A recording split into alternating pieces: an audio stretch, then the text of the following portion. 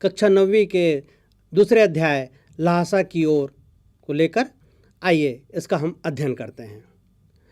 विद्यार्थियों, यात्रा वृत्तांत एक ऐसी गद्य विधा है जिसको पढ़ते समय लेखक के द्वारा लिखी हुई यात्रा विवरण को हम खुद महसूस करते हैं। ऐसा लगता है कि हम भी लेखक के साथ यात्रा कर रहे हैं। तो आइए हम सब भी चलते हैं ल्हासा की ओर। इस अध्याय को पढ़ने से पहले लेखक से परिचित हो जाएं। इसके रचनाकार हैं राहुल सांकृत्यायन जी। इनका जन्म सन 1893 ईस्वी में हुआ था। इनका मूल नाम केदार पांडे था। सन 1930 में बौद्ध धर्म ग्रहण करने के बाद इनका नाम बदला और इनका नाम हो गया राहुल सांकृत्यायन।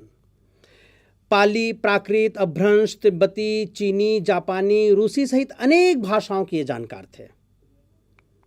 इनकी प्रमुख रचनाएं हैं मेरी जीवन यात्रा, वोल्गा से गंगा, घुमक्कड़ शास्त्र आदि। लगभग इन्होंने 150 पुस्तकों की रचना की है और यात्रा वृत्त लेखन में इनका अन्यतम स्थान है। अन्यतम मतलब इनके समान किसी और को स्थान प्राप्त नहीं हुआ है। सर्वोच्च स्थान पर यह है, यात्रा वृत्त लेखन में ये सर्वोच्च स्थान प्राप्त है इन्हें। पाठ का सारांश जान लें। संकलित अंश राहुल जी की प्रथम तिब्बत यात्रा से लिया गया है, जो उन्होंने सन 1929-30 में, आज़ादी से पहले की बात है ये, सन 1929-30 में नेपाल के रास्ते की थी। उस समय भारतीयों को तिब्बत यात्रा की अनुमति नहीं थी, इसलिए उन्होंने यह यात्रा एक भिखमंगे के छद्म वेश में की थी।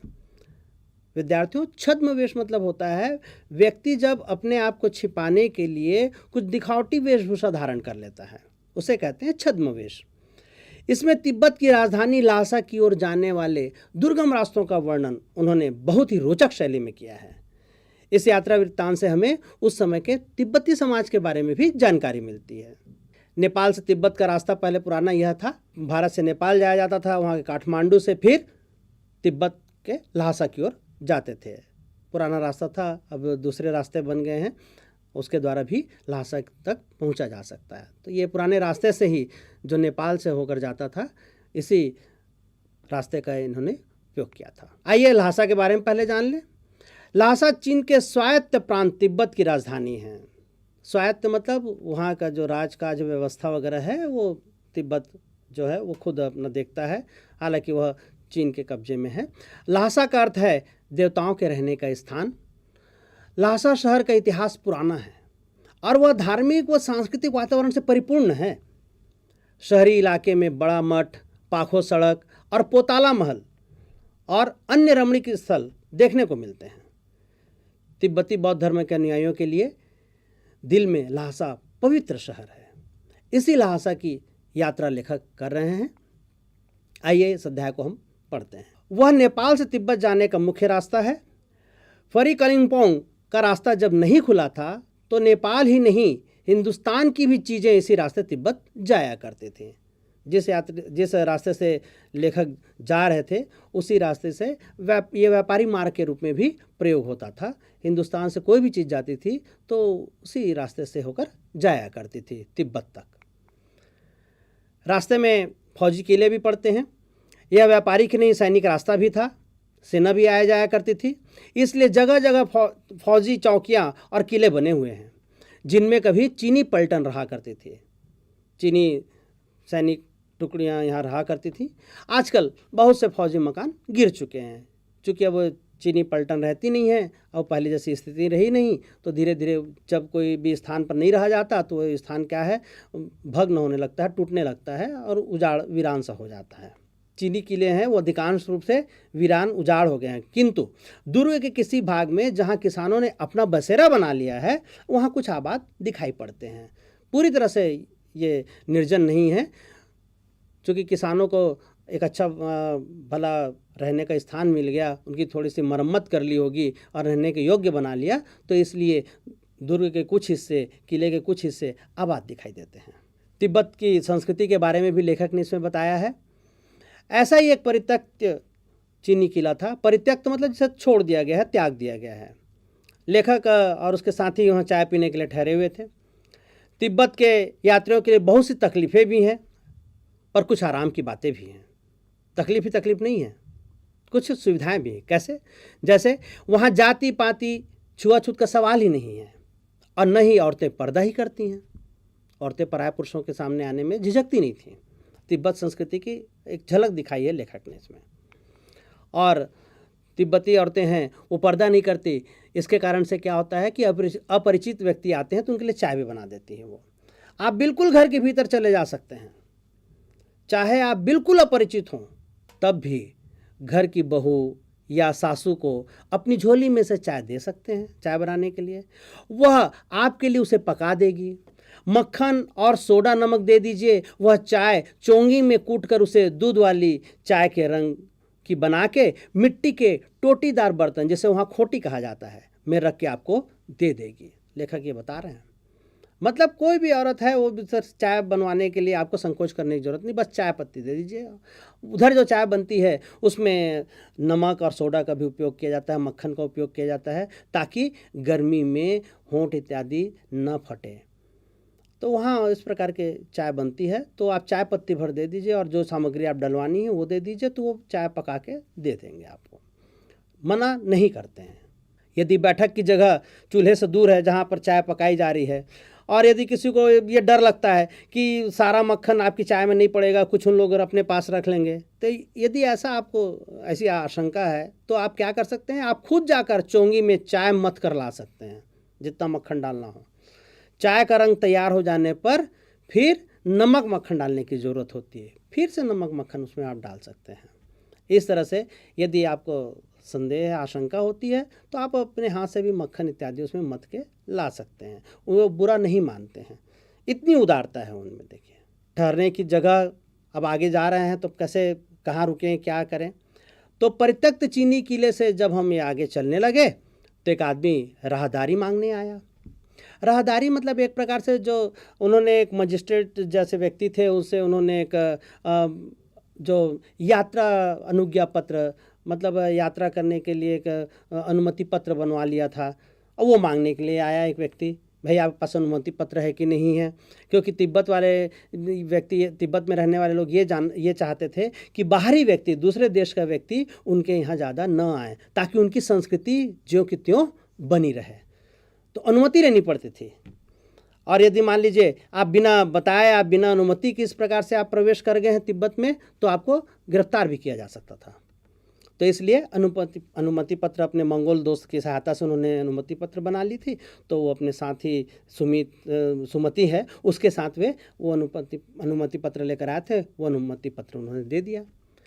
हमने वह दोनों चीटें उसे दे दी, व्यक्ति मांगने के लिए आया तो, क्योंकि एक पुल पार करना था, नदी में पुल बना हुआ था, वो अनुमति पत्र के बिना वो पुल पार नहीं कर सकते थे। शायद उसी दिन हम थोंगला के पहले के आखिरी गांव में पहुंच गए। यहाँ भी सुमति के जान पहचान के आदमी थे, और भिखमंगे रहते भी ठहरने के लिए अच्छी जगह मिली। भिखमंगे के वेश में थे लेखक, साथ ही उनके जहाँ साथी थे एक मंगोल भिक्षु सुमति, वो भी। तो बहुत अच्छा रहने का स्थान मिल गया उन्हें, और वहाँ पर उन्होंने आराम किया। क्योंकि देखिए पहाड़ी क्षेत्र है, यह दुर्गम क्षेत्र है, इसलिए रात्रि काल में विश्राम किया जाता है और दिन में यात्रा की जाती है। रात्रि में कोई भी यहाँ पर सफ़र नहीं करता है। लेखक बता रहे हैं कि 5 साल बाद हम इसी रास्ते लौटे थे। लेखक 5 साल बाद जब आए थे वापस, और भिखमंगे नहीं एक भद्र यात्री के वेश में आए थे, घोड़ों पर सवार होकर आए थे, किंतु उस वक्त किसी ने हमें रहने के लिए जगह नहीं दी, और हम गांव के एक सबसे गरीब झोपड़े में ठहरे थे। लेखक बता रहे हैं जाते समय तो बढ़िया अच्छी जगह मिल गई रहने के लिए, पर जब वापस आए थे एक बार 5 साल के बाद, तो अच्छी जगह नहीं मिली थी, जबकि अच्छी वेशभूषा में आए थे तो भी। अब इसका कारण क्या रहा होगा? लेखक बताते हैं कि बहुत कुछ लोगों की उस वक्त की मनोवृत्ति पर ही निर्भर है। खासकर शाम के वक्त क्षंग पीकर बहुत कम होश आवास को दुरुस्त रखते हैं। मतलब वहाँ स्थानीय लोग हैं, वो स्थानीय एक नशीला पेय पदार्थ होता है जिसे वहाँ स्थानीय भाषा में छंग कहा जाता है। वो पीने के बाद वो होश खो बैठते हैं, सही क्या है गलत क्या है, किसके साथ क्या व्यवहार किया जाए, इस चीज़ की समझ उनकी खो जाती है। तो वो उस समय नशे में रहते हुए, इसलिए देर हो गई थी उन्हें लौटते समय, और उस समय स्थानीय जो लोग थे वो छंग के नशे में थे, इसलिए उनके साथ अच्छा व्यवहार नहीं हुआ और अच्छी वेशभूषा भी होने के बावजूद उन्हें रहने के लिए अच्छा स्थान नहीं मिल पाया था। तो ये अपना अनुभव बता रहे हैं लेखक कि कभी अच्छा स्थान भी मिल जाता है सामान्य वेशभूषा या भिखमंगे के वेश में भी, और कभी कभी ऐसा होता है कि आप अच्छा वेशभूषा धारण भी किए हुए हैं फिर भी रहने के लिए अच्छा स्थान नहीं मिल पाता। समय समय की बात है और वहाँ के लोगों की मनोवृत्ति पर निर्भर करता है यह। लेखक आगे बढ़ रहे हैं और एक निर्जन स्थान पड़ता है इस रास्ते में लहासा जाते समय, डाड़ा थोंगला। ये स्थान बहुत ही विकट है। ये डाणा थोंगला पार करना था। डाणे ये ऊंची ज़मीन को कहा जाता है, जो ज़मीन बहुत ऊंची होती है उसे स्थानीय भाषा में डाणा कहते हैं। तो डाणे तिब्बत में सबसे खतरे की जगहें हैं। जहाँ जहाँ पर इस प्रकार से डाणे हैं वहाँ वहाँ पर खतरा है। लेखक बताते हैं कि 16-17 हज़ार फीट की ऊंचाई होने के कारण उनके दोनों तरफ मीलों तक कोई गांव गिराव नहीं होते। आसपास कोई गांव ही नहीं, निर्जन, जनशून्य बिल्कुल। और साथ ही नदियों के मोड़, पहाड़ों के कोनों के कारण बहुत दूर तक आदमी को देखा नहीं जा सकता, दिखाई नहीं देते, क्योंकि नदियों के कारण घुमावदार रास्ता होता है या पहाड़ियों के कोनों के कारण आगे का रास्ता नहीं दिखाई देता। और जो ऐसा निर्जन स्थान है जहाँ आसानी से छिपने की जगह हो तो वो डाकुओं के लिए सबसे अच्छी जगह है ये। यहाँ डाकू वगैरह छिपे रहते हैं, तिब्बती जो डाकू होते हैं। इतना निर्जन स्थान है। अब यहाँ पर खतरा, बड़ा जोखिम। लेखक बताते हैं कि उन्हें पता चलता है कि तिब्बत में गांव में आकर खून हो जाए तब तो खूनी को सज़ा भी मिल सकती है, लेकिन इन निर्जन स्थानों में मरे हुए आदमियों के लिए कोई परवाह नहीं करता। मतलब यदि गांव में किसी की हत्या हो गई तो हत्यारे को सज़ा भी मिल सकती है, पर इस निर्जन स्थान में तो कुछ नहीं जाना जा सकता कि किसने मारा, कब मारा। इधर आने जाने वाले लोग ही बहुत कम हैं। सरकार खुफिया विभाग और पुलिस पर उतना खर्च ही नहीं करती, और वहाँ गवाह भी तो नहीं मिल सकता। खर्च करने से भी क्या फ़ायदा भाई। जब किसी पर हत्या का आरोप लगता है तो ये होना चाहिए कि किसने ये हत्या होते हुए देखी। तो यहाँ तो कोई गवाह नहीं मिलेगा, निर्जन स्थान है, इसलिए सरकार भी इस क्षेत्र को उपेक्षित करती है। यहाँ पर कोई खुफिया विभाग और पुलिस के लिए खर्च वो नहीं करती है। यहाँ के डकैत भी विशिष्ट तरीका अपनाते हैं। पहले आदमी को मार डालते हैं, उसके बाद देखते हैं कि कुछ पैसा है कि नहीं है। क्यों? क्योंकि यहाँ हथियार का कानून न रहने के कारण यहाँ के लोग हैं वह हथियार, पिस्तौल, बंदूक इत्यादि लेकर ऐसे चलते जैसे लाठी लेकर चलते हैं दूसरी जगहों पर। अब डाकू यदि जान से न मारे तो खुद उसे अपने प्राणों का खतरा है, व्यक्ति मार सकता है अचानक किसी डाकू को देखकर अपनी जान की रक्षा के लिए। तो डाकू इसीलिए क्या है, जैसे ही किसी अनजान व्यक्ति को देखते हैं पहले उसे मार देते हैं और उसके बाद फिर देखते हैं इसके पास कुछ धन संपत्ति, कुछ पैसे वैसे हैं कि नहीं है। तो इतना जोखिम भरा यह रास्ता है डाड़ा थोंगला। अब लेखक जो थे और उसके साथ मित्र थे, अब इन लोग भी जा रहे थे, तो अब इनके मन में था कि डाकू यदि आ गए तो हम कैसे बचेंगे। तो उन्होंने एक अच्छा उपाय निकाला था। वो लेखक बता रहे हैं कि गांव में हमें मालूम हुआ कि पिछले ही साल थोंगला के पास खून हो गया है। शायद खून की हम उतनी परवाह नहीं करते क्योंकि हम भिखमंगे थे, और जहाँ कहीं वैसी सूरत देखते डाकू जैसी, टोपी उतार, जेब निकाल, भीख मांगने लगते। स्थानीय भाषा में कुची कुची एक पैसा, मतलब दया कीजिए एक पैसा दीजिए। इस तरह से उन्होंने एक तरीका निकाल रखा था कि डाकू की तरह दिखने वाला कोई व्यक्ति होगा तो हमें मारे इससे पहले हम उसे इस तरह की बातें करेंगे कि हम बहुत गरीब हैं, हमें भीख में एक पैसा दे दीजिए, दया कीजिए। तो स्वाभाविक है कि डाकू सोचेगा जो खुद पैसे मांग रहा है, जो भीख मांगा है, उसके पास क्या पैसे होगा, तो उसको मारने से फ़ायदा है नहीं। तो इस तरह से वो अपनी जान की रक्षा के लिए उन्होंने मानसिक रूप से तैयारी कर ली थी। अब जो डाड़ा थोंगला की चढ़ाई करनी थी, देखा कि ऊंची चढ़ाई है, और तब लेखक ने मित्र से कहा, सुमति से कहा कि पहाड़ की ऊंची चढ़ाई थी, पीठ पर सामान लाद कर कैसे चलते। और अगला जो पड़ाव था जहाँ उन्हें रुकना था वह 16-17 मील से कम नहीं था। 16-17 मील देख लीजिए। अब 1 मील होता है वह लगभग 1.6 किलोमीटर के बराबर 1 मील होता है। 1 किलोमीटर में 3280 फुट होते हैं और 1 मील में 5280 फुट। तो 1.5 किलोमीटर से ज़्यादा बराबर 1 मील होता है। तो मैंने सुमति से, लेखक ने कहते हैं कि मैंने सुमति से कहा कि यहाँ से लंकोर तक के लिए 2 घोड़े कर लो। लंकोर तक की यात्रा हम करेंगे, वो घोड़े में करेंगे, उसके बाद फिर पैदल। सामान भी रख लेंगे और चढ़े चलेंगे। खुद भी बैठ कर जाएंगे तो पैरों को भी आराम मिल जाएगा, साथ ही सामान भी रख लेंगे। ये तो ऊंची चढ़ाई है, ऊंची चढ़ाई में सामान को पीठ पर लाद कर चलना बहुत दुष्कर होगा, बहुत कठिन कार्य होगा। तो 2 घोड़े लेकर चलने की योजना बनी। अब व्यवस्था हो गई। दूसरे दिन घोड़ों पर सवार होकर ऊपर की ओर चले और डाणाथोंगला के शिखर पर पहुंच गए। डाणे से पहले एक जगह चाय पी और दोपहर के वक्त ठीक डाणे के ऊपर जा पहुंचे। और उस समय लेखक बताते कि हम समुद्र तल से 18,000 फीट ऊंचे खड़े थे। ये डाणाथोंगला का एक दृश्य देख लीजिए, इस प्रकार का दृश्य है वहाँ का।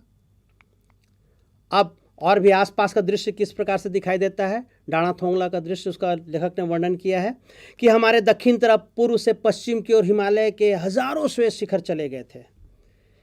भीटे की ओर दिखने वाले पहाड़ बिल्कुल नंगे थे। भीटे मतलब जो टीले के समान ऊंची जगह होती है उसे भीटे कहते हैं।